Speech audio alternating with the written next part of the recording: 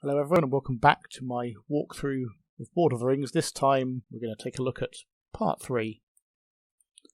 So let's begin.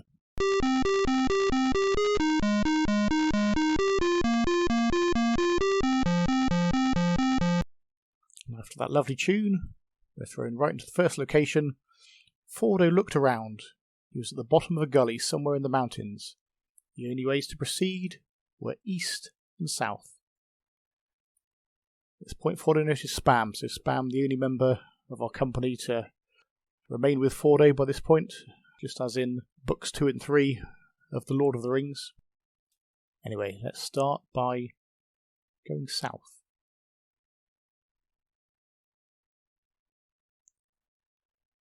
And that takes us to this very mountainous location. Frodo was somewhere else in the mountains. Paths wound north and east between the rocks. Okay, let's go east. Frodo was beside a mountain stream tumbling over the rocks at his feet. Paths led north, east and west. Let's go north. Frodo found himself by a waterfall pouring down from the rocks high above. A track led west and another south along a stream that flowed from the pool at the base of the fall. At this point, Frodo noticed a platinum brick.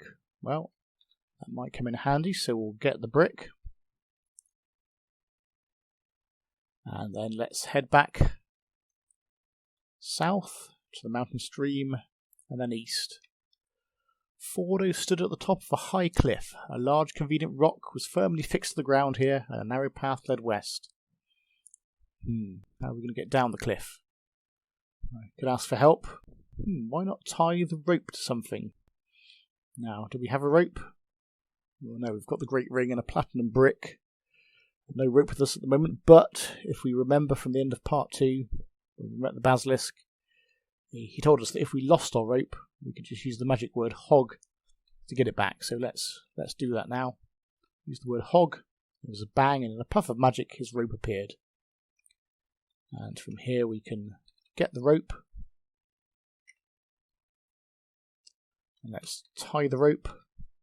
Frodo tied the rope to the convenient rock. So from here, we should be able to climb down. Frodo climbed down the rope. Frodo stood at the foot of a high cliff on the edge of a vast and inhospitable marshes. A path led north. At this point, Frodo noticed Goldbum and a rope hanging down from above. "Avast there, matey," said Goldbum. "Get us a platinum brick, there's a good pal. I'll help you if you do." Well, it's funny you should mention that. We did see a brick earlier, so let's give the brick to Goldbum. Frodo gave the brick to Goldbum. "Ta," remarked he. "You can be sure of my help." Bye. He scurried away. Okay, I think we might need the rope later, so let's pull the rope. Frodo pulled the rope. It fell down on him. And now let's get the rope. Also, if we try and climb back up the cliff. Frodo was too wimpish to do that. Anyway, luckily we don't need to go back up the cliff. Our path lies north. Frodo was wandering in the vast and inhospitable marshes. Paths led north and south. Okay, so this takes us to part 3's version of a maze.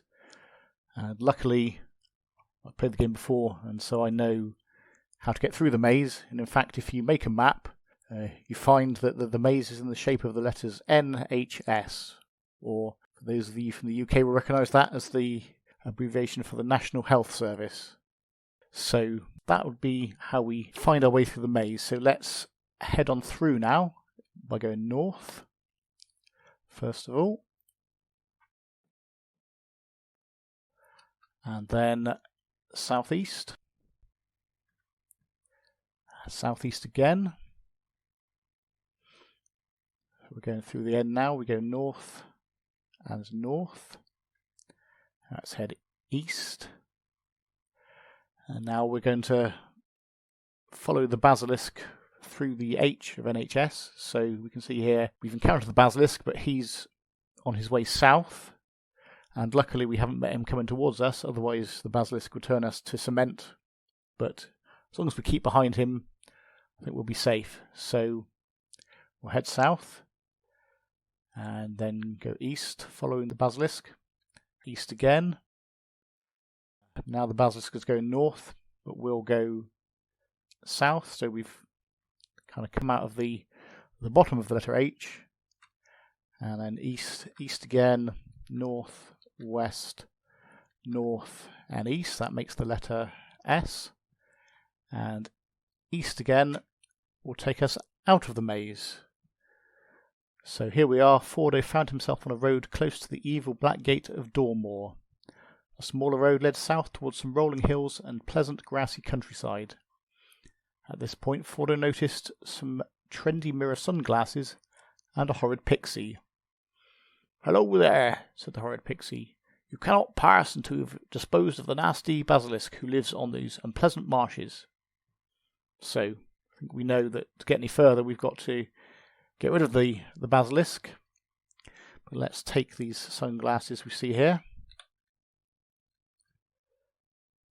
and let's wear the sunglasses. And now we'll head back into the maze and look to encounter the basilisk. So southeast, south and west. West again. Back into the depths of the marshes. The basilisk gazed into Fordo's trend-eye shades and, seeing its own reflection, went somewhat cementish. So thankfully we've disposed of the basilisk fairly easily with those sunglasses. So let's leave the maze and head back to the Gate of Dormoor. We go north, we go west, north, east and east again. That's led us back to the road near the Black Gate, and the pixie thankfully has now gone, so we can continue our adventure. Okay, let's explore. So we'll start by going south. Fordo looked about him and surveyed the woodland beauty of Aphelion.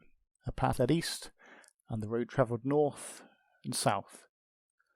Well, let's go east here. Looking around himself, Fordo enjoyed the tranquil woodland glade. A leafy path led east and west through the trees. Let's go east again. Fordo was in an area of trees. Path led east and west beneath the great boughs. East again. Fordo was on a road leading past a group of desolate trees at the east. The road led north and south. And east one more time.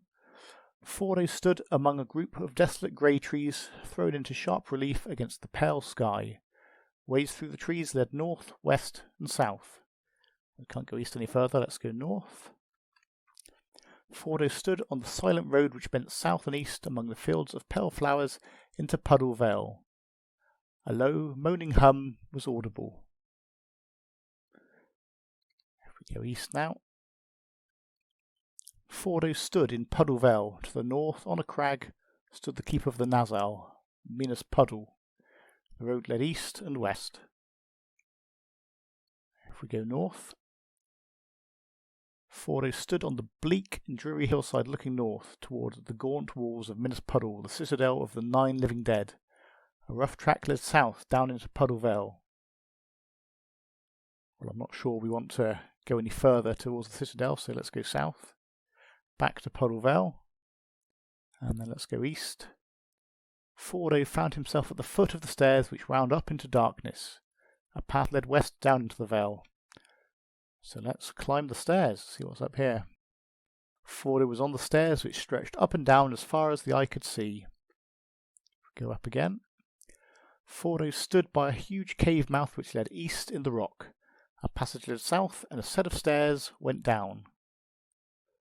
Let's go east. Fordo peered into the gloom. He was in a large, utterly dark cave and was unable to see. Let's go east. Fordo found himself in a dimly lit cavern, the most striking feature of which was a large, deep fissure cutting it neatly in two from north to south. A way was visible west. Okay, so the fissure could be a challenge. I wonder how we're going to get past it. Let's see if we can get any help. Try swinging. Well, I don't know if we've got anything to swing on. Luckily, earlier we picked up our rope, So maybe throwing the rope. That should help things. Fordo lobbed the rope. It flew up, twirled around a convenient stalactite, and knotted itself. Fordo could now swing across. There we go, let's swing. With great courage, the wimpish Fordo grabbed onto the rope and crying out the ancient prayer, Elendel, Elbereth, Domestos, he proceeded to swing across the gaping chasm. I think the humour there taken from the Elendil and Elbereth traditional Tolkien-esque names, Domestos being the name of a cleaning product. Fordo stood on the eastern edge of the great fissure. Away led south into the darkness. Okay, let's go south. Fordo was following a dark passage. All was black. Let's go east. Fordo was trudging along a dark tunnel. To the east, the way seemed to become lighter. At this point, Fordo noticed Shelob. Now, if you remember the book, Shelob was called Shelob. That was the name of a giant, rather vicious spider. But luckily, we gave the platinum brick to Goldblum earlier, and he's turned up. So Goldblum appeared. "They're coming! Arr!" he screamed. Without waiting to find out just what was coming, Shelob shrieked and thundered away down a nearby passage in terror. "There we are, chump," crooned Goldblum. He wandered away. I think that's going to be the last we see of him, actually. But at least he's helped us get past the giant spider, Shelob. Anyway, let's go back to the west and west again. Fordo had come across the treasure halls of Shelob, a vast expanse of rooms filled with all things valuable. A door in the west wall led away through the riches. At this point, Fordo noticed all the treasure he could carry. Well, we'll pick up some of that. Get treasure. I think that has increased our score. We've now got 65 points. Let's head on back through the caves. East and east, back to where we met Shelob earlier. East again. Fordo stood at the base of a tall cliff, a large gaping cave mouth above which hung a sign lay to the west, while a grassy path led east. Let's read the sign. Fordo read the sign. It said, "Beware of the Shelob." It's perhaps a bit late to tell us about that now, but anyway, we'll carry on through. East. And we have another graphic here for what looks like some kind of gun tower. Fordo gazed out over the vast, dark plains of Dormor. Far, far away he could see Mount Gloom and the dark home of Sirim. A gun tower stood on the edge of a nearby precipice, and a path led down a gentle slope to the plains below. To the west rose the sheer face of a mountain. Let's go east, check out this gun tower. Fordo was at the base of the gun tower. A metal ladder led up into the darkness, and a track headed away west. So we'll go up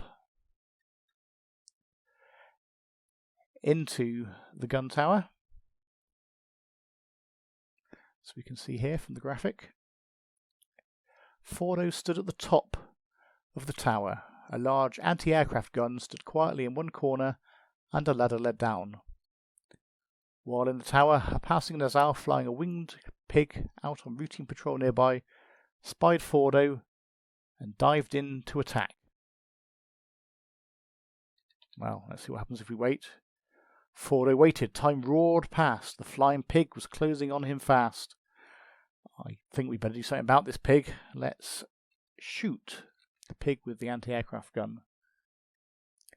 Fordo tugged the heavy gun round and fired, blowing the winged pig into a million bits of bacon and blowing its Nazal rider into the middle of last month.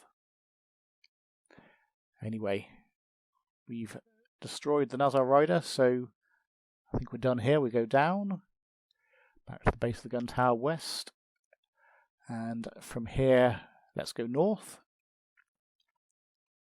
Fordo was at the foot of a small slope leading up into the dark mountains. A large road led away east across the ashen plains. Let's go east. Fordo was at a junction in the main road traversing the dark plain of Dormore. Far off to the north rose the awesome tower of Darsno Cure, while to the east rose the craggy heights of Mount Gloom, the forges of Serum. To the west, the road led towards the edge of the plain. So at this point, if we hadn't have killed the flying pig earlier, we would be attacked by it and we would not be able to get past. So rather luckily we did. Let's take a look to the north. Fordo stood in the shadow of the dark tower and the gargantuan multi-storey office block which rose up behind it. An ashen road led on north towards it. Great pinnacles of charred material spewed into the air around him, falling gently onto the way that led back south. Well, I don't think we want to get any closer to that tower, so let's go back south again. And rather than going north, let's go east. Fordo stood at the entrance to the forges, buried deep in the heart of Mount Gloom. The door, which was to the north, led into the rock, while a path picked its way west through the piles of slag and rubble. So, let's go in. Fordo stood, illuminated in the multiple Bunsen flames of the cavern.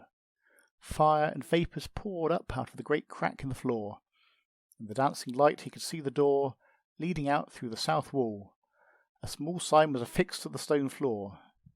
At this point, Fordo noticed a large key. Let's get the key and take a look at it. The key was large and had property of Tirith Bellicom written upon it in ancient phone book runes. Well, I think those of you that are from the UK might recognise that name as a spoonerism or spoof name for British Telecom. Okay, let's also take a look at the sign. Let's examine the sign. Fordo read the sign. It said, due to increased fuel costs, the forges are being run at a reduced temperature too low for melting rings, etc. We regret any inconvenience caused. Okay, so we may have thought the plan in this game was to come to the forge here to melt the ring, but no, that's not going to work, so we need to find another alternative way of disposing of the magic ring. Let's head out. Let's go west, back the way we came, west again, and up, and back into the mountain caves, west, through where we met Shelob earlier, and north. Here we are by the rope, which we previously used to swing across the fissure. Let's swing back the other way.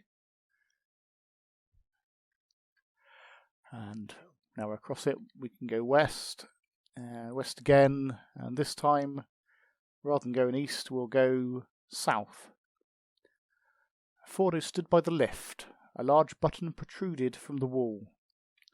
Well, let's press the button. Fordo pushed the button, and within hours the lift arrived in a great whooshing of air. Its doors opened. Let's go into the lift. Fordo went in, and the doors slid shut behind him.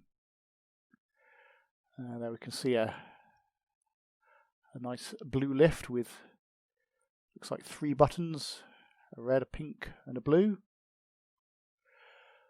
Fordo was in the lift. 3 big buttons marked red, magenta, and blue protruded from a control panel on one wall. Well, let's press the red button, see where we end up. The button was pushed. Fordo experienced that pleasant sensation often associated with lifts and going over a bump at high velocity in a car, and the doors opened. Let's leave the lift out. Fordo went out. Fordo was in the dark offices of Firebrick, the evil software house controlled by Tirith Bellicom. A large button protruded from the wall by the lift, and a huge room lay to the west. To the north was a door. Well, we may recognise Tirith Bellicom from the key we picked up earlier. And Firebrick, that's actually a reference to the software house Firebird that was around at the time this game was written, which was also a subsidiary of British Telecom at the time. So, yes, very much a reference to that. Now, if we try and go north through the door was locked. Luckily we've got the key, so let's unlock the door. Using the key, Fordo unlocked and opened the door. As he did so, several neglected programmers rushed out shrieking, "Free! Free! Free! We're free!" only to be eaten by a passing red dragon. Well, let's go into the room to the north. Fordo looked around him. This was the programmer's prison, where unfortunate game writers were held captive to write budget software. Several burnt-out computers and dead monitors lay scattered upon the floor. The door was to the east. It's rather strange we went into it from the north, but let's get the debugger and take a look at it. The debugger could remove all those nasty little problems from a program. Okay, well, let's head south, despite what the description says. Close the door behind us. And let's have a look to the west. Fordo found himself in the halls of duplication, a massive area sacred to Cheap and Nasty, god of budget software. Rows and rows of machines stood ready to start making vast numbers of tapes. As Serum's plan to destroy the home computer software market came into action. The way out was to the east. Well, nothing to see here. A kind of reference to Cheap and Nasty software of the type that was quite prevalent in the 1980s when Lord of the Rings came out. But let's head east anyway. Head east again. Back into the lift. This time we're going to press the magenta button. Fordo has a similar sensation to earlier. We'll head out. Fordo stood beside the lift. A huge button protruded from the wall nearby. A passage led away to the north. Let's go north. Fordo found himself at the foot of the stairs which run up into the darkness. I think we've been here before. Let's go west to Puddle Vale. West again. And again, the field of pale flowers which we have walked through earlier. But this time let's head south. Fordo stood among a group of desolate grey trees thrown into sharp relief against the pale sky. Ways to the trees led north, west and south. Let's go south again. Fordo was following a path that led north and west among the rocks and bushes. So let's go west. This leads us to this crossroads with what looks like a headless statue. Fordo stood at the great crossroads with ways north, south, east and west. A huge and headless statue stood nearby, its majestic torso defaced with vandalistic runes proclaiming the merits of various football teams. Let's head south. Fordo was following a track leading north and south. South again. This track appears to go nowhere. Let's go north, leading us back to the crossroads. And from here we'll go west. Fordo was travelling along a road east and west through the drab countryside. West again. Fordo was following the main road leading east and west through the wrecked town. West again. Fordo was outside a bar. The main street led away north and east. Okay, let's see what's to the north. We have here a shopping centre. Fordo stood outside a shopping centre, its great buildings dominating the western horizon. Roads led north, south and east. Okay, let's see what we get to if we get north. Fordo stood in the Yox Mall, somewhere in the depths of the Aphelion shopping centre. Exits led north, south, east and west. So let's go north.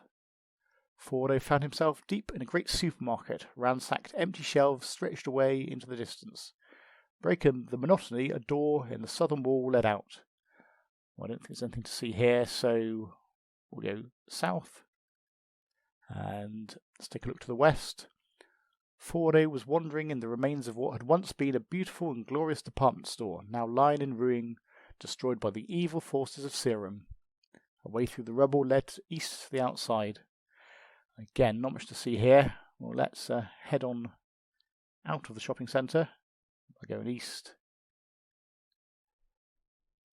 East again. And we are now outside the shopping centre. Let's go south. Fordo was outside a bar. The main street led away north and east. Let's go into the bar. What do we see here? Some rather fierce-looking creatures. Fordo was in a bar filled with kremlins. Furniture was being overturned, glass smashed, and various objects hurled about. The door was to the north. Now, so kremlins, it's very much based on the film Gremlins. Gremlins being quite fierce creatures that would cause havoc. And clearly that's what they're doing here in the bar. So if we exit the bar, let's go out. As we'll notice, the kremlins are following us. So I think we've got no choice but to hit the kremlins. Luckily we picked up the debugger earlier, so using the debugger, Fordo was able to remove every gremlin and kremlin from this program. So that gets rid of the kremlins. Let's go east, back to the bar. Fordo stood in the wreckage of the bar. Tables and chairs lay on the floor, smashed.